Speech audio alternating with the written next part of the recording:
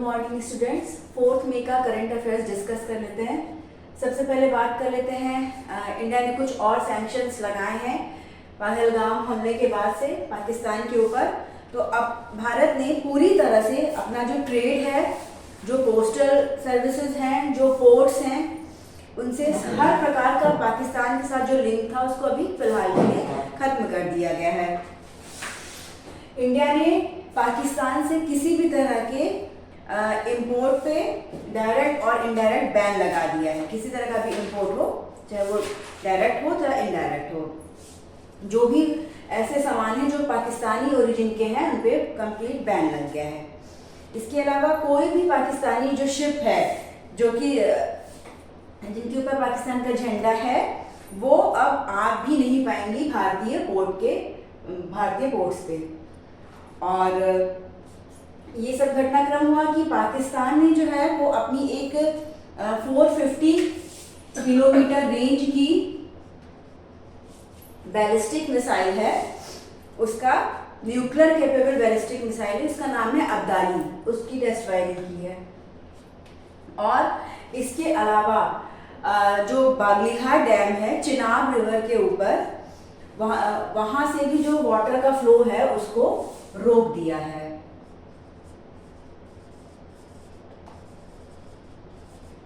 तो देखना होगा आगे अभी क्या क्या एक्शंस लिए जाते हैं। फिलहाल अभी तो ये सब इश्यूज अभी चल रहे हैं कि अब देखना है कि और क्या भारत सरकार जो है वो करती है इन आतंकवादी घटनाओं को रोकने के लिए, पाकिस्तान के ऊपर कैसे और कड़े से कड़े कदम उठाती है। फिर एक गोवा की न्यूज़ है कि गोवा में टेंपल में स्टैम्पेड हो गया, भगदड़ मच गई। वहां पे एक सिरगांव विलेज है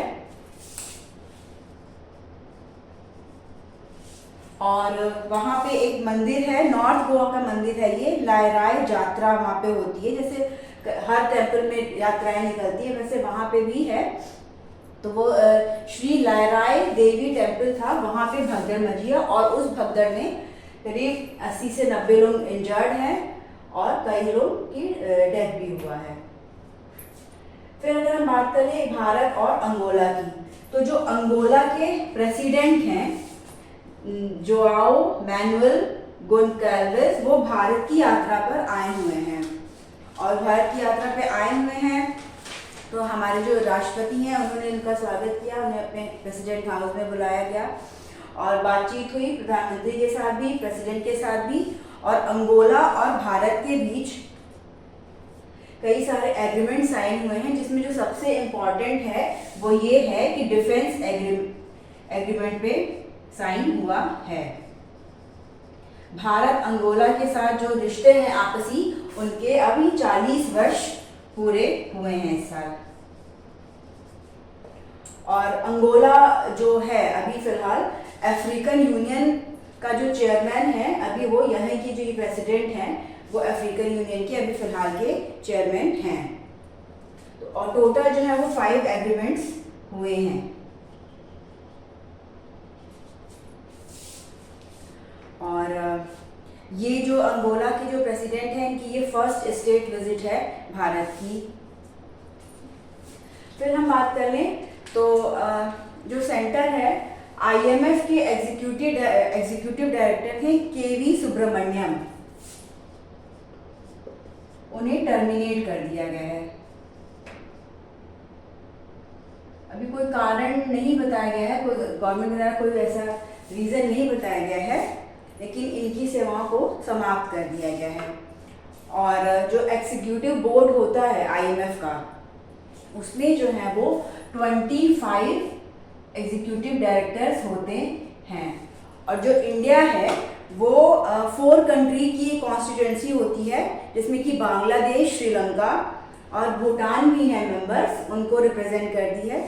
तो ये अभी वहाँ पे ED थे और इनको टर्मिनेट कर दिया गया है। अब कुछ ही दिनों में जो न्यू ED है उनकी नियुक्ति सरकार के द्वारा की जाएगी।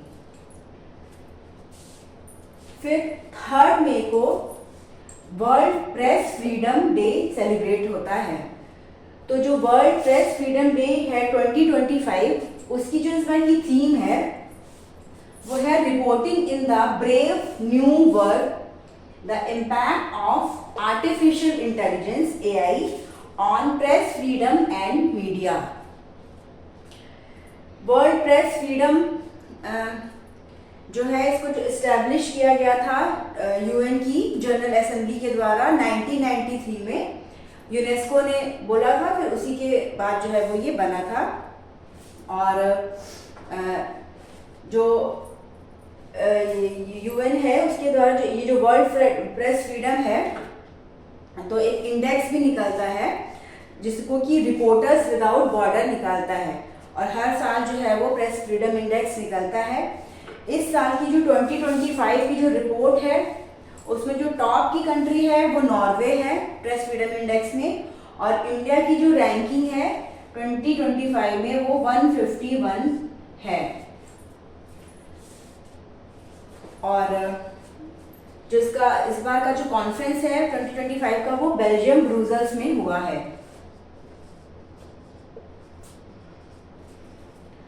और इसके अलावा जैसे इंडिया ने भी बांग्लादेश में इंडिया की एक दिल्ली बेस्ड थिंक टैंक की रिपोर्ट है, उसमें उसका नाम है rights and risk analysis group करके। तो उसने बताया है कि जो बांग्लादेश है वहाँ पे भी जो है वो करीब 640 जो जर्नलिस्ट हैं उनको पिछले 8 मंथ्स में टारगेट किया गया है। और लेकिन अगर हम वर्ल्ड प्रेस फ्रीडम इंडेक्स की बात करें तो उसमें जो बांग्लादेश है वो उसकी जो पोजीशन है वो इंडिया से ऊपर है। नेपाल की भी पोजीशन ऊपर है, तो बांग्लादेश नेपाल जो हमारी नेबरिंग कंट्रीज है उनकी ऊपर है, और बाकी पाकिस्तान वगैरह जो है वो हमसे नीचे हैं इस इंडेक्स। और बात कर लें अगर हम ऑस्ट्रेलिया की, तो ऑस्ट्रेलिया में भी इलेक्शंस हुए हैं, तो वहाँ पे जो भी वहाँ के तत्कालीन प्राइम मिनिस्टर हैं एंथनी एल्बनीज, इनकी पार्टी फिर से उसको विक्ट्री मिली है। और ये 21 ईयर्स में ऐसा पहली बार हुआ है कि सेकेंड टाइम कोई सेकेंड कॉन्स्टिट्यूटिव 3 ईयर टर्म, मतलब वहाँ पे 3-3 साल की सरकार रहती है, तो फिर से कोई दोबारा चुना गया है। तो ये नाम इम्पॉर्टेंट रहेगा, एंथनी एल्बनीज। और अभी कनाडा में भी इलेक्शंस हुए हैं, तो वहाँ पे भी देख लेना ज़रूरी है कि वहाँ पे कौन जो है वो जिनकी सरकार भी बनेगी। फिर हम बात करें तो अभी एक आर्टिकल इसमें निकला था कल कि जुडिशियल वैकेंसीज को लेके, तो उसमें बताया गया है कि अभी इंडिया में बहुत सारे जो जुडिशरी के जो पोस्ट हैं वो खाली पड़े हुए हैं। डिपार्टमेंट ऑफ जस्टिस की जो है वो का डाटा आया है लेटेस्ट, उसमें बताया गया है कि इंडिया में जो हाई कोर्ट्स हैं उनकी जो कंबाइंड स्ट्रेंथ है वो करीब होनी चाहिए 1114 जजेस की, लेकिन प्रेजेंट टाइम में अभी सिर्फ और सिर्फ 769 जजेस हैं। और इतना जो आपका गैप है, इतनी जो जुडिशियल वैकेंसीज हैं, इसकी वजह से जो काम है वो प्रॉपर तरीके से हो नहीं पा रहा है, और बहुत सारी बैकलॉग केसेस जो हैं वो हैं, पेंडिंग हैं केसेस। और तो ये डाटा जो है वो जो नेशनल जुडिशियल डाटा ग्रिड इसके द्वारा इसको रिलीज किया गया है। बताया गया कि कैसे जो है वैकेंसीज की वजह से जो है वो केस है वो पड़े रहते हैं, फिर जल्दी जो है उन्हें सुनवाई नहीं हो पाती है, जल्दी डिसीजंस नहीं आ पाते हैं, तो उनकी वजह से प्रॉब्लम होती है। फिर अगर हम बात कर लें तो जैसे कुछ छोटी छोटी न्यूज़ भी थी कि MP है, तो MP में वहाँ की जो गवर्नमेंट है उसने ये बताया कि लेसन ऑन हैप्पीनेस भी इंक्लूड करेगी। वो जो 9th से 12th तक के बच्चे होते हैं उनके करिकुलम में उन्हें खुश कैसे रहा जाए। तो जैसे यूपी के एग्जाम्स में कभी कोई कौन से स्टेट ने अपने पाठ्यक्रम में जो है वो इसको इंक्लूड किया है, इस तरह से क्वेश्चंस कभी कभी पूछ देते हैं। ये इसलिए डेवलप किया है कि बच्चों को जो है वो पूरा होलिस्टिक एक्सपीरियंस हो सके, पढ़ाई के साथ साथ उन्हें कैसे खुश रहना है इसका भी जो है वो उनको बताया जाएगा। उनके करिकुलम में उनकी जो सिलेबस है उसमें ये बातें पढ़ाई जाएंगी। फिर अगर हम बात करें तो मैंने कुछ दिन पहले बताया था न्यूज़ थी कि जो प्रधानमंत्री है उनको रशिया की यात्रा पे जाना था, 9 मई को 80th एनिवर्सरी है, रशिया विक्ट्री डे सेलिब्रेट होगा। रशिया ने वर्ल्ड वॉर 2 के बाद जर्मनी को जब हरा दिया था तो उसी का 80वां जो है वो एनिवर्सरी मनेगी। तो पहले था कि पीएम जाएंगे लेकिन वो नहीं जा पाए, फिर था कि डिफेंस मिनिस्टर राजनाथ सिंह जाएंगे तो वो भी अब नहीं जा रहे हैं। और अब ये है कि डिफेंस के स्टेट मिनिस्टर, रक्षा राज्य मंत्री संजय सेठ जो है वो इंडिया को प्रेजेंट करेंगे वहाँ रशिया की जो 80th एनिवर्सरी सेलिब्रेशन है 9 मई को,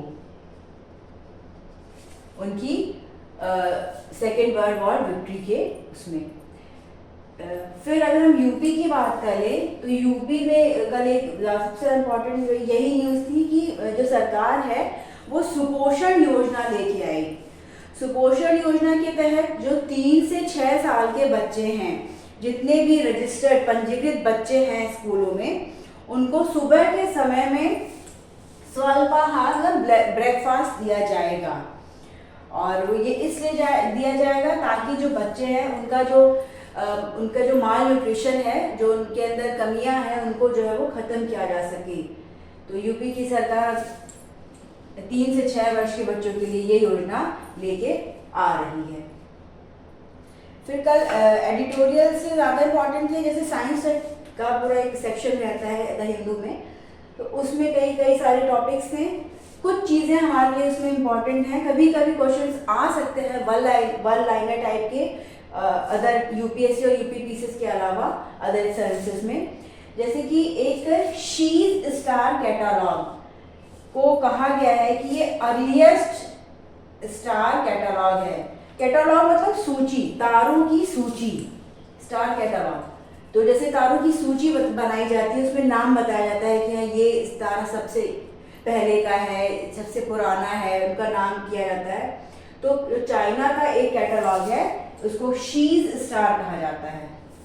तो इसके बारे में बताया गया है, रिपोर्ट आई है कि इसे अब माना गया है कि सबसे पुराना, सबसे पहला अर्लीस्ट जो है वो स्टार कैटालॉग है।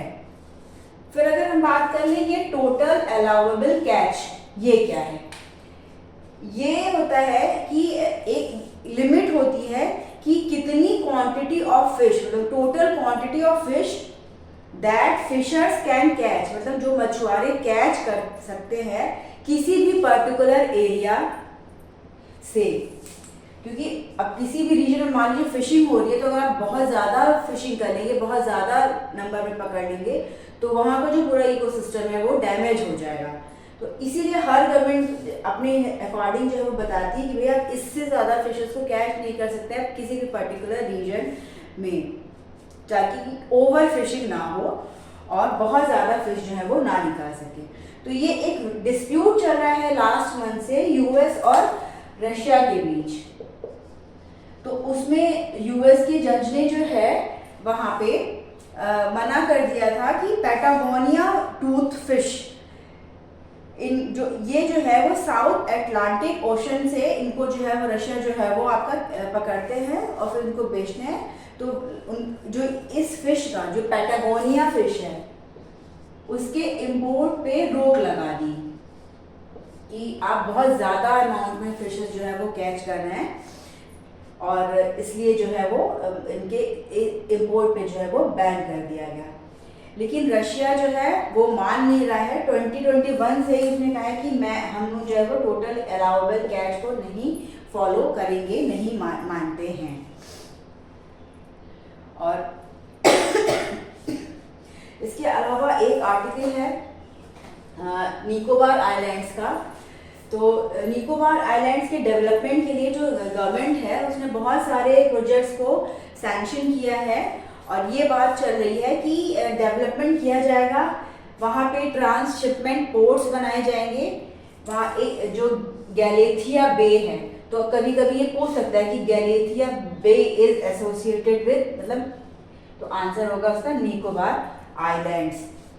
तो यहाँ पे ना सिर्फ पोर्ट्स बनाने की बात हो रही है, बल्कि ये भी बात हो रही है कि यहाँ पे जो है वो एयरपोर्ट्स बनेंगे, इंटरनेशनल एयरपोर्ट्स बनेंगे, पावर प्लांट्स लगाए जाएंगे और ग्रीन फील्ड टाउनशिप डेवलप की जाएगी, जहाँ पे बाहरी लोग जो है वो आके सेटल हो सकेंगे।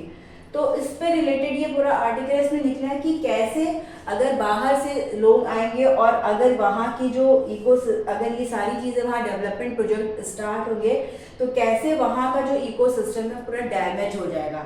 निकोबार आइलैंड में मोर देन 2000 स्पीशीज हैं फाना की, मतलब जीव जंतुओं की, और जो फ्लोरा है वहाँ पे वो 811 स्पीशीज जो है वो वनस्पति हैं, प्लांट्स जो हैं वो हैं।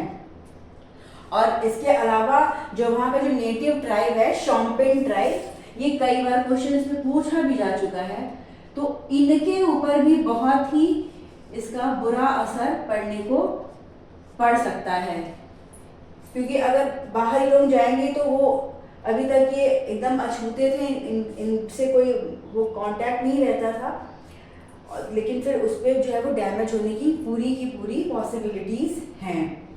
तो ये साइंस में ये सारे इम्पॉर्टेंट न्यूज़ इसमें आर्टिकल में थी। तो आज ये 4 मई का सारा करंट अफेयर्स हमने डिस्कस कर लिया।